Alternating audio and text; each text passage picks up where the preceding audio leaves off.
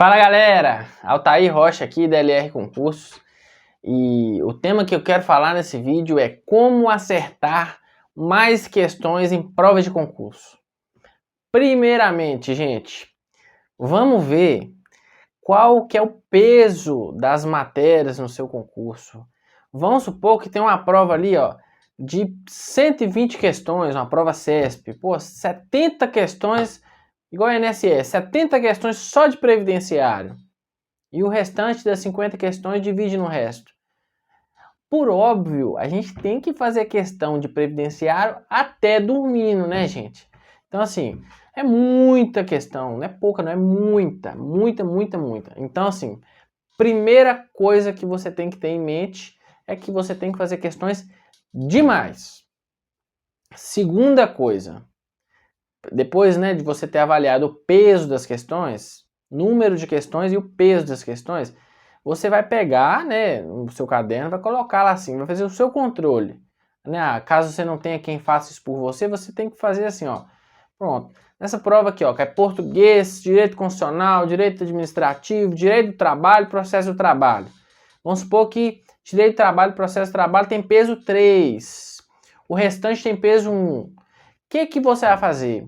É óbvio que nessas matérias que tem o peso 3, você tem que ter 3 vezes mais, pelo menos, de tempo à disposição ali para fazer questões delas. Porque é isso que vai te diferenciar. Ocorre que nessas provas, assim, né, esse exemplo que eu citei do TRT, a nota de corte tem sido tão alta, que a galera está praticamente fechando tudo. Então você tem que fazer muita questão de tudo. Mas a gente tem que ter um ponto de partida, né? Porque a gente, né, para começar, vai fazer o quê? Vamos nas questões que tem mais peso, né? Nessa resolução de questões, o que você tem que tomar cuidado? Vamos lá. No seu caderninho de resumo, né, que eu recomendo resumos curtos por matéria, por exemplo, vamos supor que você está estudando uma matéria que é dividida em 10 tópicos. Então você tem que ter ali 10 folhas de anotação, pelo menos. Né, no seu resuminho daquele tópico, toda vez que você errar uma questão, o comentário daquela questão tem que estar ali. Tem que estar ali. Não adianta. Eu vou falar o que eu fiz para vocês uma vez que eu fiz uma prova do INSS. Eu tirei 100 pontos líquidos nessa prova. É muita coisa, gente. Para quem já fez uma prova CESP, sabe tanto que é difícil você atingir uma pontuação dessa. Gente, eu fiz tanta questão e eu ia anotando nos meus cadernos de resumo o porquê que eu errava.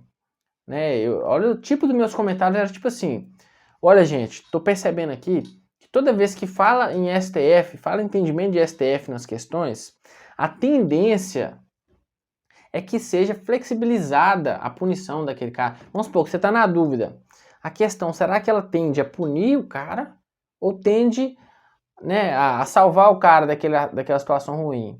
Normalmente o STF ia mais pro lado de salvar o cara, né? E a legislação ia mais pro lado de punir o cara. Então você vai pegando o bom senso. O que eu fiz nas minhas anotações? Pô, eu tô percebendo que toda vez que fala STF, a tendência é flexibilizar. Eu fui pondo meus comentários, eu tava fazendo tanta questão, que eu fui dominando aquilo mesmo.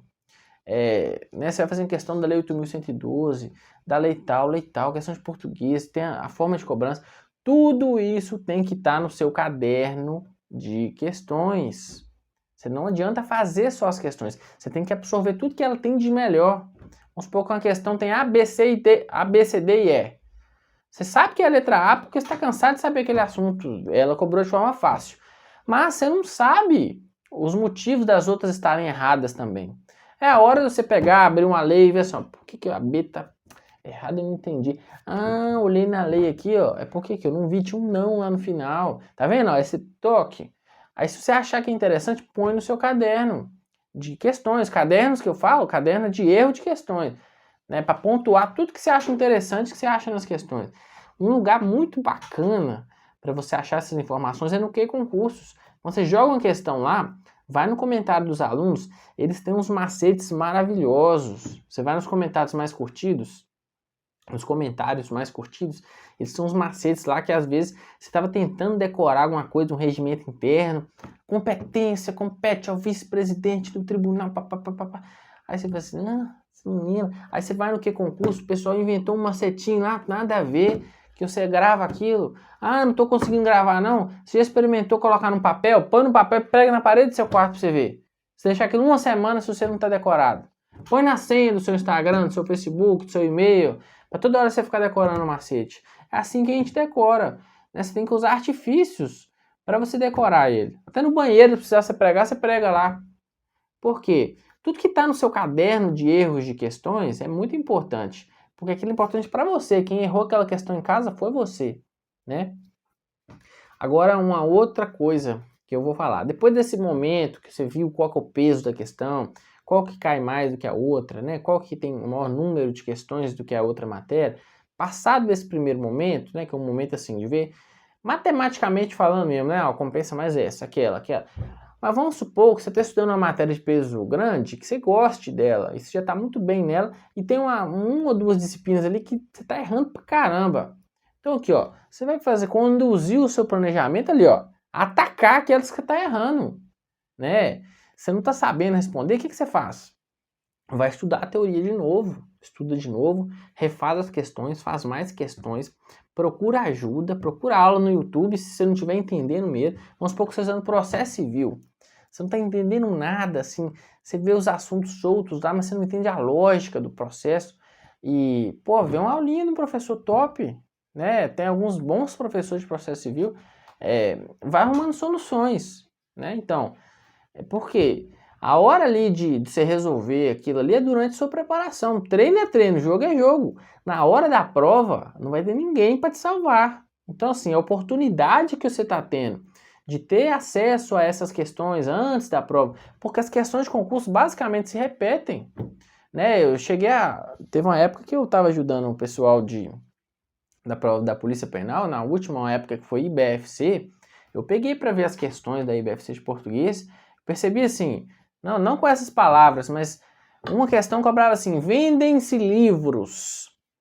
Na outra questão de outra prova assim, vendem-se casas. Porra, o que você precisa? Você precisa saber do pronome passivador. Vende-se o quê? Casas. Vende-se o quê? Livros. O que é o si? Um pronome passivador. Livros é o sujeito. Flexiona o verbo vendem. Por isso que é plural. Tá vendo? Você aprendeu uma matéria. Aí você acerta as questões todas. Aí na próxima vai colocar o quê? Vendem-se em revistas? Entendeu? A gente tem que usar o bom senso, né? Como que a gente fala? O tema desse vídeo inicialmente é como acertar mais questões de concursos. Então você tem que saber, ó, qual que é o seu concurso? Esse aqui, a banca é essa, o peso das questões é essa, eu já distribuí de acordo com o peso, já estou indo bem. Aí eu cheguei à conclusão que nessa disciplina aqui, ó, mesmo fazendo muita questão, não está indo, vou procurar ajuda, vou resolver esse ponto. Qual que é o nosso objetivo hoje em prova de concurso público? Sem demagogia nenhuma, meu objetivo para os meus alunos aqui é atingir hoje 90% de acerto nas questões no dia da prova, porque tá difícil de passar, né? A concorrência hoje está muito profissional. E tem uma outra situação também, né, que eu vou falar agora para encerrar esse vídeo, que eu percebi isso já com alunos avançadíssimos.